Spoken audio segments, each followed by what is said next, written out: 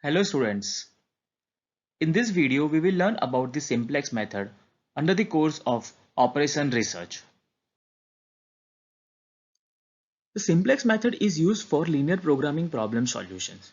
Here in linear programming problem we are having two types of objective function. One is of maximization type, another is of minimization type.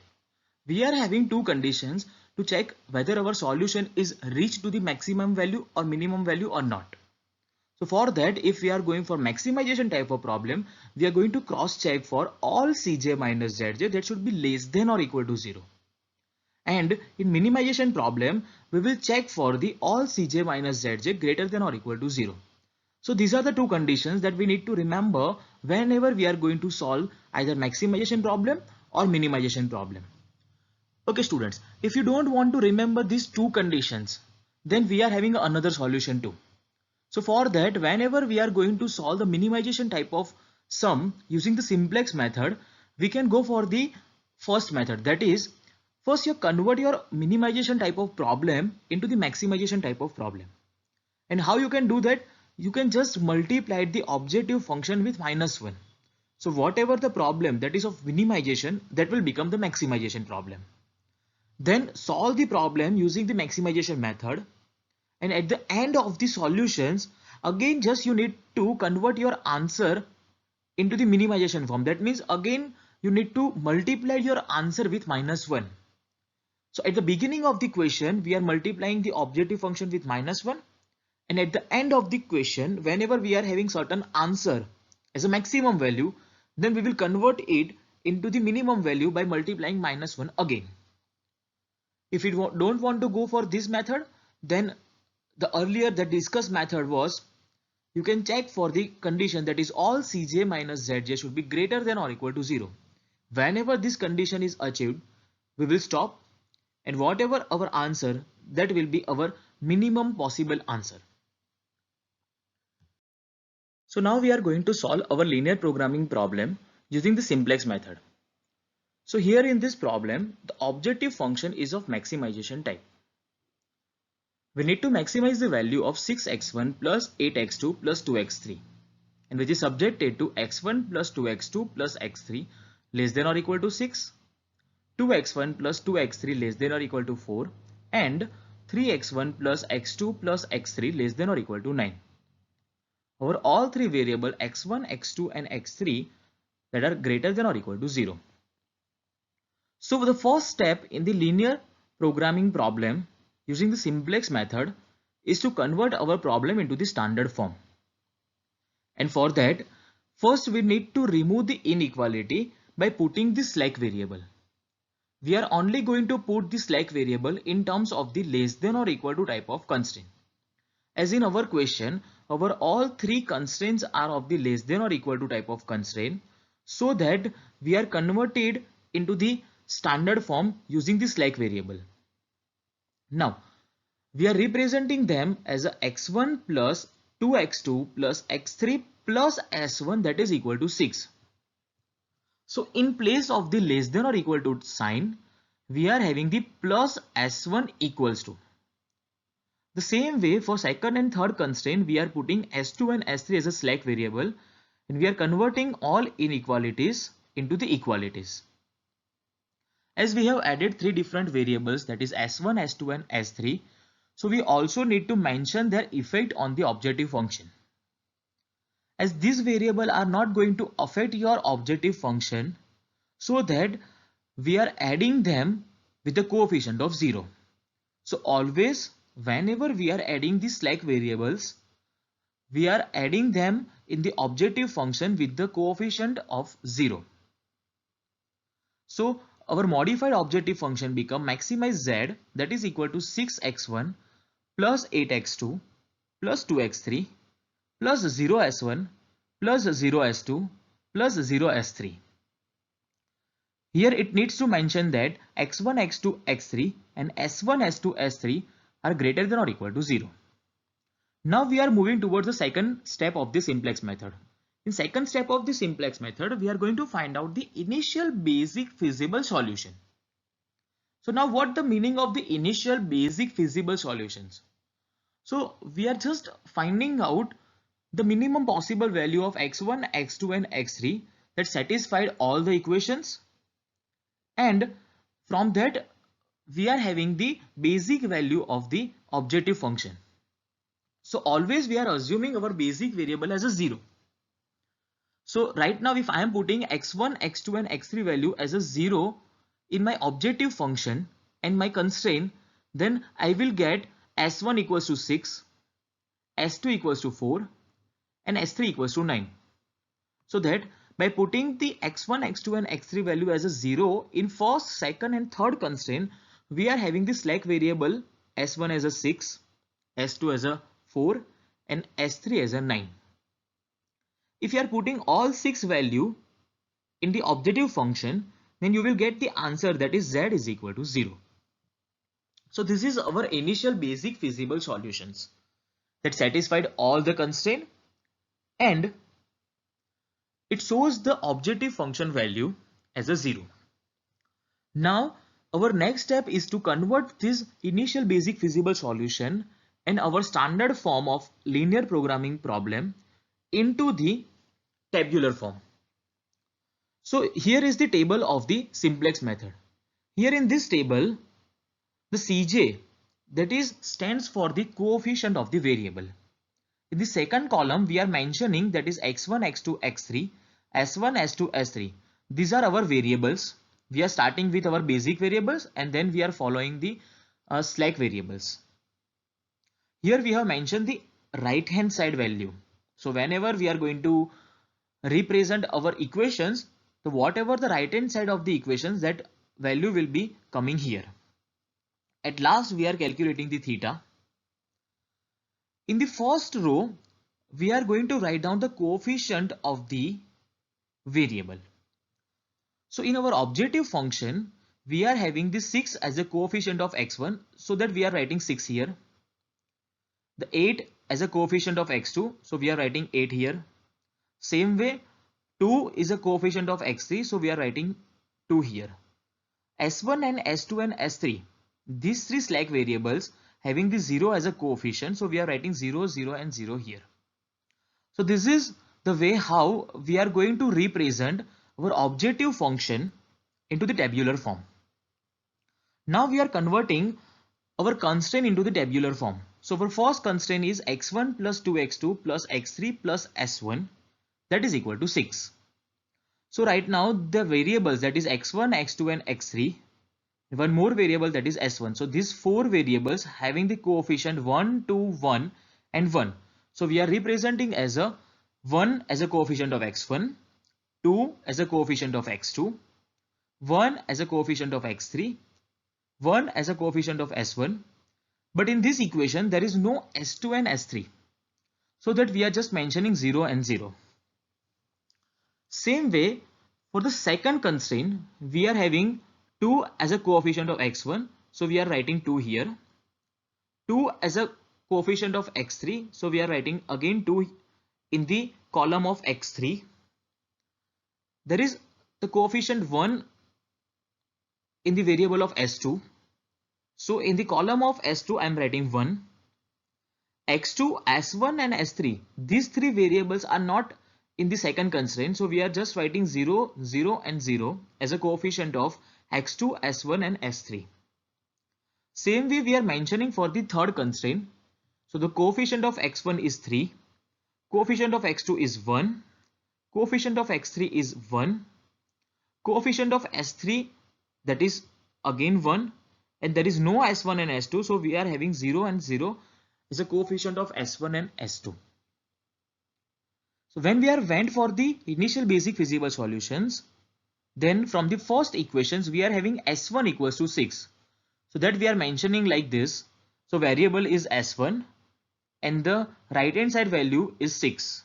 Same way for the second constraint we are having s2 is equal to 4. So variable is s2 and the right hand side value is 4. Same way the third constraint says that your s3 value is 9. So in the column of variable I am writing s3 and right hand side I am writing 9. So the variables are s1, s2 and s3. Their values are 6, 4 and 9. And here we are mentioning the coefficient of this variable in the objective function. Make sure these coefficients are of the objective function. So coefficient of S1, S2 and S3 in the objective functions are 0, 0 and 0, so that we have written 0, 0 and 0 here. Now when we are going for finding out the Zj value, then we need to mention the 0, 0 and 0 and the key column factors that are 1, 2 and 3. So how to find out the Zj? So first we are multiplying this 0 with the 1, so the answer will be 0. Then we are adding the multiplication of 0 and 2, and then again we are adding the multiplication of 0 and 3. So to find out the Zj, we are going like 0 into 1 plus 0 into 2 plus 0 into 3. The answer will be 0. Same way, when we are going for writing down the Zj value for the column of x2, then we are going for 0 into 2 plus 0 into 0 plus 0 into 1. So the answer will be 0.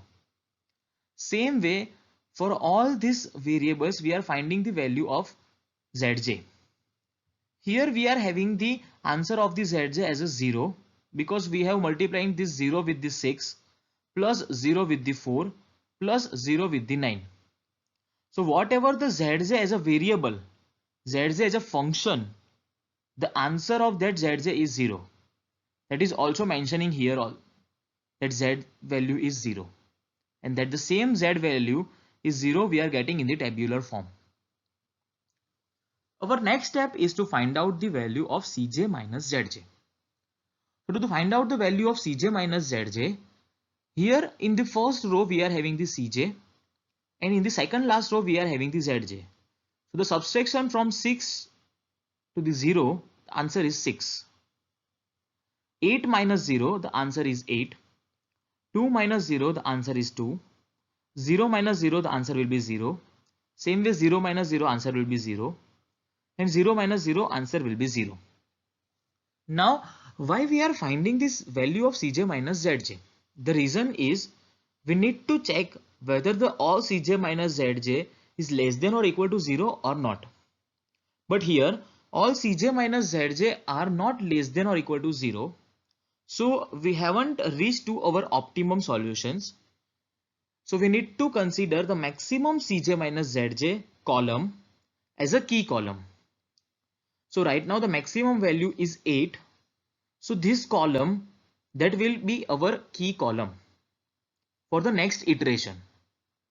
So here I am mentioning that this column, the column of x2, that is going to be my key column.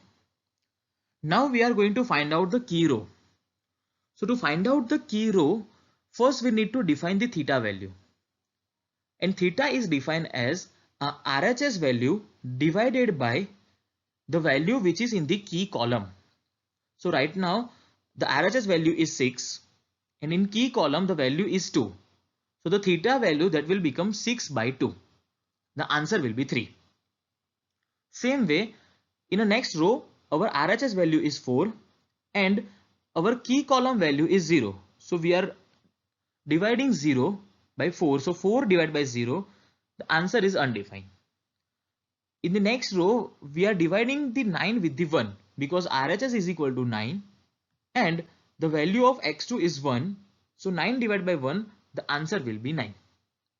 So whatever the least value of theta, that is going to be our key row. So right now the least value is 3. So this row is our key row. So from the key row and key column, we can say that the x2 variable is going to replace the s1 in the next iteration. So from the first iteration, we are having the simplex table as a key column of x2 and key row of s1. So from this table, we can say that whatever the key column variable, that is x2, that is going to replace the key row variable, that is s1. So we can say that x2 will replace s1. So in the next iteration, in place of S1, we will have X2. Here we are mentioning our first, second and third row as R1 old, R2 old and R3 old. Why we are writing old? Because this is our old table. These are our first, second and third row of our old table. Now we are going for the second iteration, and for the second iteration we are going to generate the same table as this table. So first I am mentioning the table. In the table we are putting the same variable x1, x2, x3, s1, s2, s3. Our objective function is not changed. So this value 6, 8, 2, 0, 0, 0, these are also same. But the only change in this table is here there was S1 in the first table. But now I have mentioned the X2. The reason is X2 will replace S1. So whenever I am mentioning X2 as a variable, the coefficient of X2 is 8. So that I am mentioning 8 here also. So now this is our second iteration table.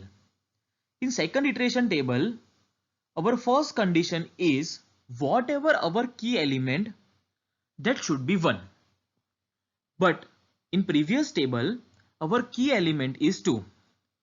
But right now we want that key element as a 1 in the new table. So we need to apply some kind of operation. So to convert the 2 into 1, we are dividing this whole row by 2. So we are mentioning this first new row as a R1 new, that is equal to R1 old divided by 2. So whatever the element of the first row in the old table, that is divided by 2, and it is mentioned here. So in the old table there was a 1, now it will become 1 by 2. There was 2, it will become 1. There was 1, that becomes 1 by 2. Again there was 1, it will become 1 by 2. There is 0, 0 and 6, that will become 0, 0 and 3. We are not going for the theta because the theta value will be changed according to the new constraint. So we have just converted this first row, that is old row, into the first new row by dividing the old row by 2. So this is called as a row operation for the old key row. Now the next condition is whatever your key element in the previous table. That means this is our key element in the previous table. The below element should be 0 or above element should be 0. So right now we are having two below elements, that is 0 and 1. And in new table that we required 0 and 0. So whatever your key element, the above members of key element and below members of key element should be 0 in the new table. So the below element of the 2, that is already 0. So we don't need to apply any of the operation. So we are just writing same as the second row. So our new second row, that is equal to old second row. And we have just mentioned 2, 0, 2, 0, 1, 0 and 4 same as a 2, 0, 2, 0, 1, 0 and 4. So we are not changing any value because we are having already 0 in this column. But the second element, that is 1. And we don't require this 1, we want 0 in the new table. So right now we want 0 here, but it is already 1. So what we need to do? We need to apply an operation. That operation is whatever our third new row. So whatever this new row that I have written here, that is equal to your old row minus new row. The old row, that is your third row, and new row, that will be your first one. So this is the old third row, that is 3, 1, 1, 0, 0, 1 and 9. So this row, this old third row minus first new row. So 3 minus 1, answer will be 5 by 2. 1 minus 1, answer will be 0. 1 minus 1 by 2, answer will be 1 by 2. 0 minus 1 by 2, answer will be minus 1 by 2. 0 minus 0, answer will be 0. 1 minus 0, answer will be 1. 9 minus 3, answer will be 6. So we have just applied the row operation, and the row operation is whatever your third new row, that is equal to third old row minus first new row. So we are always adding or subtracting the first new row, which was the key row in the previous table. So whatever the key row in the previous table, that is going to be modification part of the other rows. That's the reason I have mentioned R1 new here. So this is our new table. For the new table, we are going to find out the Zj value. So to calculate the Zj value, we need to multiply this 8 to the 1 by 2. So 8 into 1 by 2, the answer will be 4. 8 into 1, the answer will be 8. 8 into 1 by 2, answer will be 4. 8 into 1 by 2, answer will be again 4. 8 into 0, answer will be 0. 8 into 0, answer will be 0. 8 into 3, answer will be 24. So our new answer for the Z, that is equal to 24. If we are taking x2 equals to 3, s2 equals to 4, and s3 equals to 6. Now again we need to calculate the Cj minus Zj. So to calculate the Cj minus Zj, we are having this 6 as a Cj and 4 as a Zj. So 6 minus 4, the answer will be 2. 8 minus 8, answer will be 0. 2 minus 4, answer will be minus 4. 0 minus 4, answer will be minus 4. 0 minus 0, answer will be 0. Again 0 minus 0, answer will be 0. So these are the new members of Cj minus Zj. Again we will go for the checking of all Cj minus Zj are less than or equal to 0 or not. So here you can see that all Cj minus Zj value are not less than or equal to 0. So whatever the maximum value, that is going to be our key column. So right now the only value we have that is not less than or equal to 0 is this one, that is 2. So our new key column, that will be this. So this is going to be our new key column. Now again we need to find out the theta value.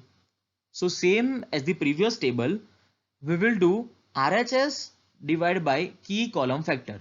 So 3 divided by 1 by 2. The answer will be 6. Same way 4 divided by 2, answer will be 2. And 6 divided by 5 by 2, answer will be 12 by 5. So out of these 3 members of theta, we can say that the least value is from the second row. So the second row will be our key row. So this is going to be our key row. So in the next iteration, our x1 will take the place of the s2. So now here we have mentioned our second iteration table. In the second iteration table, we are having x1 as a key column and s2 as a key row. So we can say that our x1 will replace s2. In this table, we are having first, second and third row, that will become our R1 old, R2 old and R3 old, because we are going for the next iteration. So now we are making the table for the third iteration. Our x1, x2, s3, s1, s2, s3 is not going to be changed. Also their coefficient in the objective function are not going to be changed. In variables we have one change, that is in place of s2 now we are having x1. So the coefficient also change, because the coefficient of x2 is 8, it is written as 8. Coefficient of x1 is 6, so now here it is 6. And coefficient of s3 is 0, so it is also mentioning here as a 0. Now we're talking about the key element. So here the key element is 2. In new table we want as a 1, so we are dividing this whole row by 2, so that we are having a new row as the old row divided by 2. So R2 new, that is equal to R2 old divided by 2. The elements are like 2 divided by 2, answer is 1. 0 divided by 2, answer is 0. 2 divided by 2, answer is 1. 0 divided by 2, answer is 0. 1 divided by 2, answer is 1 by 2. And 0 divided by 2, answer is 0. In right hand side it is 4 and that is divided by 2, and new right hand side becomes 2. So this is how we are modifying the old key row into new table. The condition is only you can multiply and divide the value. Here you cannot do any kind of addition and subtraction when you are modifying the key row. Now whatever the elements that is above 1 and below 1, that should be 0. Okay, but right now in old table that is 1 by 2 and 5 by 2. So that we are applying row operation. So the first row operation, that is for the first row, that row operation is our new first row, that is equal to your old first row minus 1 by 2 times second new row. So what you need to do? First you need to multiply 1 by 2 with all these members, and then whatever the answer you are getting, that is going to be subtracted from these members 1 by 2. So for example, first I am multiplying this number with the 1 by 2. So 1 into 1 by 2, answer will be 1 by 2. And that 1 by 2, it is going to be subtract from this 1 by 2. So 1 by 2 minus 1 by 2, answer will be 0. Again I am repeating this step. This old member, this new member is going to multiply with the 1 by 2. So the 1 by 2 into 0, answer will be 0. And that is going to be subtracted from the old member 1. So 1 minus 0, that will become 1. Here when I am multiplying 1 by 2 with this 1 value, so 1 into 1 by 2, answer will be 1 by 2. And 1 by 2 is going to be subtracted from this 1 by 2. So 1 by 2 minus 1 by 2, answer will be 0. For S1, here there is 0. So when I am multiplying 1 by 2 with this 0, answer will be 0. And that is going to be subtracted from this 1 by 2. So 1 by 2 minus 0, answer will be 1 by 2. Here you can see that your new member of the second row, that is 1 by 2. So when I am putting 1 by 2 here, so 1 by 2 into 1 by 2, answer will be 1 by 4. And this 1 by 4 is going to be subtracted from this number 0. So 0 minus 1 by 4, answer will be minus 1 by 4. Same way for S3, when I am multiplying 0 with the 1 by 2, answer will be 0. And 0 will be subtracted from the 0, answer will be 0. Okay, when right hand side, when I am multiplying 2 with the 1 by 2, answer will be 1. So 2 into 1 by 2, answer will be 1. And this 1 is going to be subtracted from 3.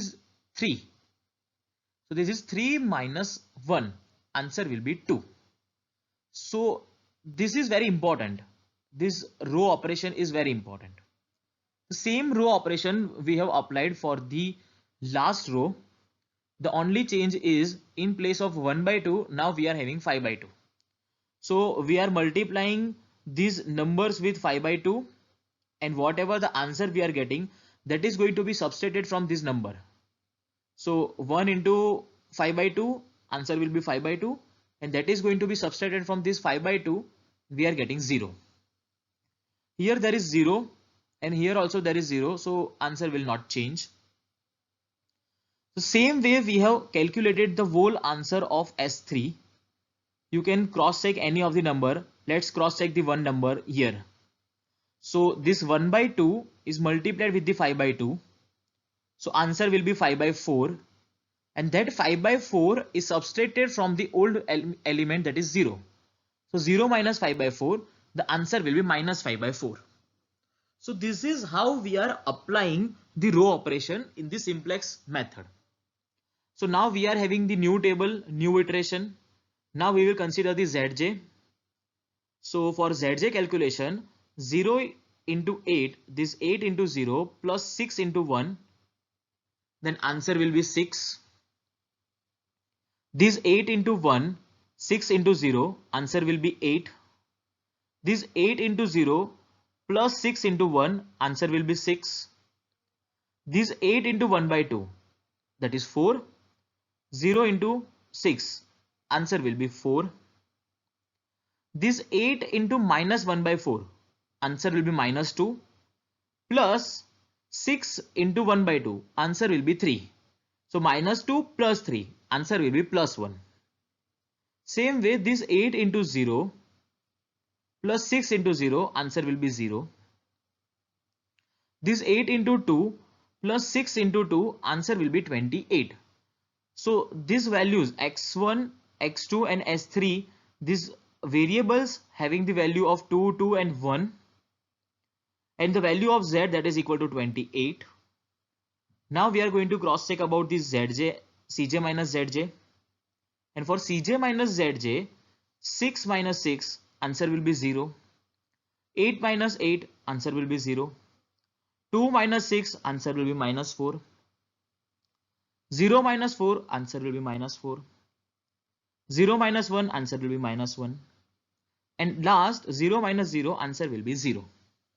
So now if you're looking at the last row, you can say that your all cj minus zj, it is less than or equal to 0.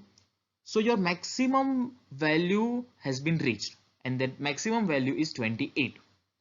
So this is very important. When we are achieving the all cj minus zj less than or equal to 0, then we are stopping our iteration and we are considering our final answer, and that final answer is, these are the variables and these are the right hand side of the variables. So now from the final iteration table, we can say that these are our variable, that is x2, x1 and s3, and we are having the right hand side as a 2, 2 and 1. So we are having the variable value for the x2, that is 2, for x1, that is 2, for s3, that is 1, and the value of z, that is equal to 28. So from this final table, we can give the solution as the x2 equals to 2, x1 equals to 2, s3 equals to 1. The three other variables that are not part of the solution, that are x3, s1 and s2, these variables values are 0, and the maximum value for z, that is equal to 28. Now you can cross check these values with these functions. So when I am putting x1 equals to 2 and x2 equals to 2 in these equations, so 6 into 2, that is 12, plus 8 into 2, that is 16. So 12 plus 16, I am getting answer as a 28. When I am putting x1 and x2 value in this constraint, then you can see that this is 2 plus 2 into 2, 4. So this is 4 plus 2, the answer is 6, less than or equal to 6. My first constraint is satisfied. When I am putting x1 equals to 2 here, so 2 into 2, 4, plus 2 into 0, so 4 less than or equal to 4, again condition satisfied. When I am putting x1 equals to 2 and x2 equals to 2 in this last constraint, so 3 into 2, that is 6, plus 2, that is 9, this is 0, so this is 9 less than or equal to 9, again condition is satisfied. So my all conditions are satisfied, and my maximum value of z, that is equal to 28. So this is how we are going to solve any LPP problem of maximization using the simplex method. In the next video, I will explain how minimization problem will be solved using the simplex method. So for that, please stay tuned on this YouTube channel. If you like this, then please subscribe my channel. Thank you, students.